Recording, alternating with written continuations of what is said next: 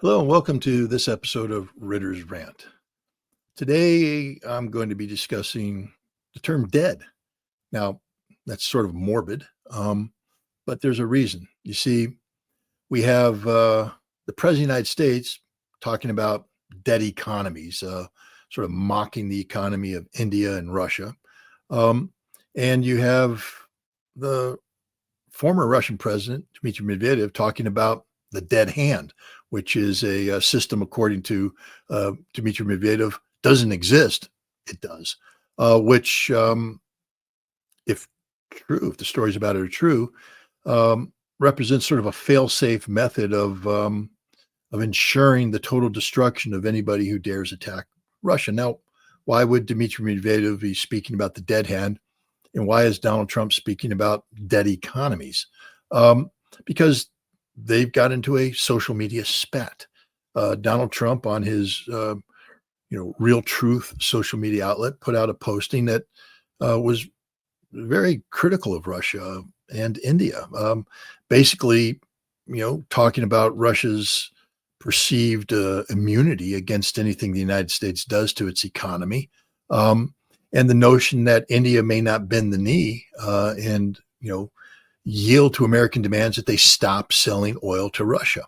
The president seems to be very frustrated by this because he was sold a bill of goods that said that if he threatened Russia's economy by seeking secondary sanctions against nations like India who buy Russian oil, that the Indians would back down and the Russians, faced with imminent economic collapse, would give in to all of America's demands on what they're doing in Ukraine. Turns out, though, that truth is a lot harder than fiction. This president's not happy about it.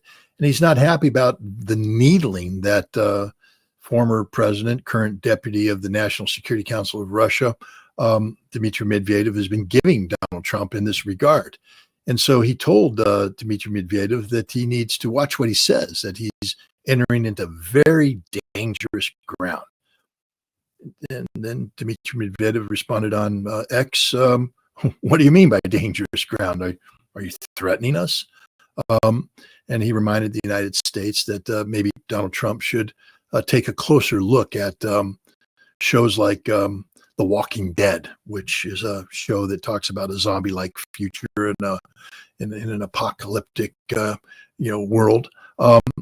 And also reflect on the dead hand, even though, according to Dmitry Medvedev, it doesn't exist. But it does. The dead hand is a system that was devised during the Soviet Union, during the Cold War. It came out of a concern on the part of the Soviets that the United States, with the development of new weapon systems like the Trident missile, which is launched from submarines, that they could get these submarines close enough to Russian shores, fire these missiles on a very flat trajectory that avoided your early detection, and rapidly strike with extreme precision Russia's strategic nuclear forces, thereby decapitating Russia's ability to strike or launch a counterstrike the United States. And you combine this with the ability of the United States using B-52 bombers and Pershing II missiles that would be based in Europe to take out Russian leadership within 7 to 12 minutes of launch of these respective weapon systems. You have the potential for a decapitation strike. So the dead hand was created so that if the United States ever attempted a decapitation strike, the Russians could guarantee that the United States would be destroyed by a Russian nuclear retaliation, even if the decapitation was successful. Fortunately, the Cold War ended. We never had to test the dead hand, but the dead hand is real. It's part of what they call the perimeter system. I know it's real because I inspected missiles coming out of Vodkinsk that were linked to this perimeter system. Modified SS-25 missiles designed to carry not warheads, but rather a radio transmitter that would broadcast the nuclear launch codes if the dead hand system was to be activated. The missiles were real. The broadcast system was real. Dead hand is real, and it exists to this day.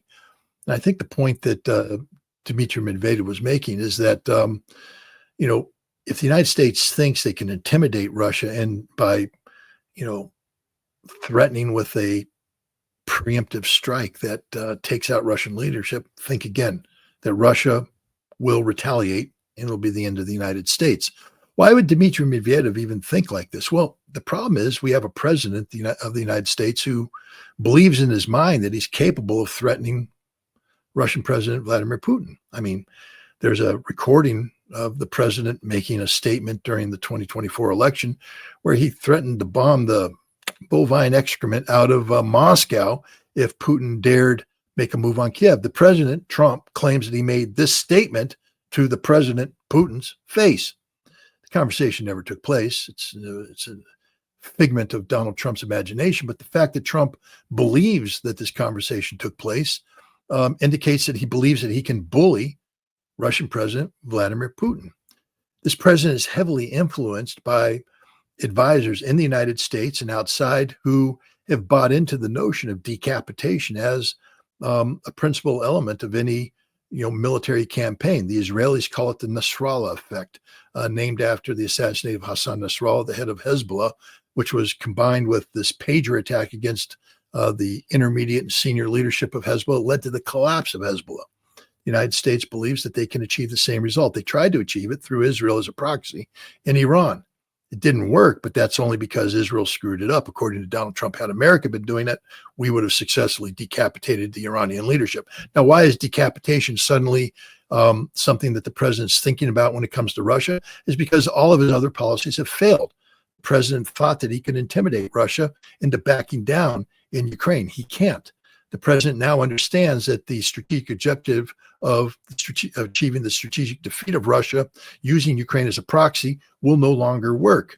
And when confronted with this failure and confronted with the reality that Russia has emerged from the Ukrainian conflict stronger than they went in, Donald Trump now has to either admit that our policy has failed, his policy has failed, or come up with a different way to implement this policy.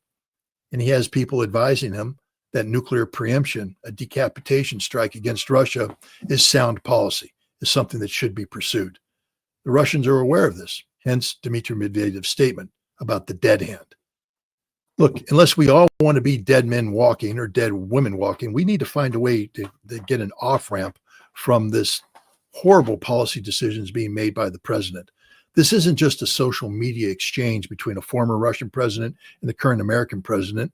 This is a statement of the hazards that we collectively face when we talk about U.S.-Russian relations today. We have to change the tenor. We have to change the content of the dialogue.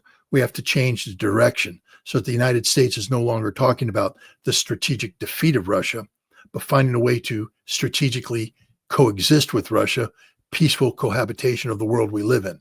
This is going to require an entirely new lexicon, one that doesn't include concepts of dead economies, failed presidents, dead men walking, or the dead hand. That's my rant. Next time a thought crosses my mind, I'll be sure to let you know. Thanks.